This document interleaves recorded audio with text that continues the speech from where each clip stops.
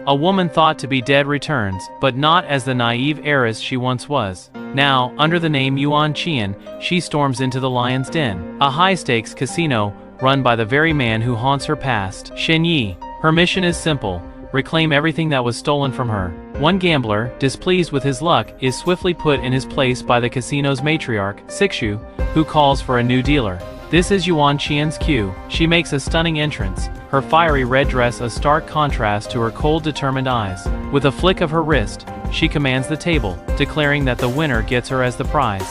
But Sixu, the woman who orchestrated her downfall, sees a ghost.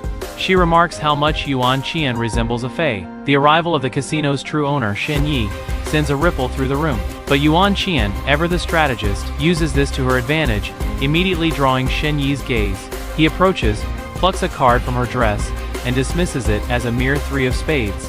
He warns her to play by the rules. With this single act, Yuan Qian has officially re-entered their world. Yuan Qian wastes no time in escalating her game. She challenges a sleazy manager who tries to intimidate her, turning his own bet against him. This isn't just a game of cards, it is a promise of retribution. She corners the man, who was complicit in her family's murder, and forces him to confess. He reveals the mastermind, her own sister, Sixu. He explains how Sixu was madly in love with Shen Yi and would stop at nothing to become the sole heiress and his wife. With the confession secured, Yuan Qian reveals her true identity, not as the deceased signing, but as a dealer from hell. She then sets her sights on the king himself. After a drop card leads to a tense confrontation, she turns it into a direct challenge. One game.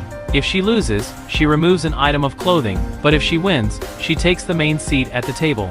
The game begins, and she loses the first round, theatrically preparing to undress, captivating the entire room. She loses again, but just as Shen Yi tells her to leave, she declares victory. She argues that a dealer's most important skill is attracting gamblers, and by that measure, she had won. Shen Yi is cornered, and in a shocking move, she pulls him down for a kiss, asking if he was trying to play her. The kiss is a calculated risk, but something else troubles him: her scent. He recognizes the faint smell of black licorice, the same scent from a night he can't fully remember. He orders a background check on this mysterious Yuan Qian. She confronts him later, teasingly asking him to zip up her dress. He gets close, inhaling the scent again, demanding to know where it comes from. She cryptically explains that black licorice can be both a medicine and a poison. What was this scent? It was the final clue from the night her life was destroyed. We flash back to that horrific day. Her adopted sister, Sixu, holds her down, forcing a drug drink down her throat. Sixu reveals a monstrous truth: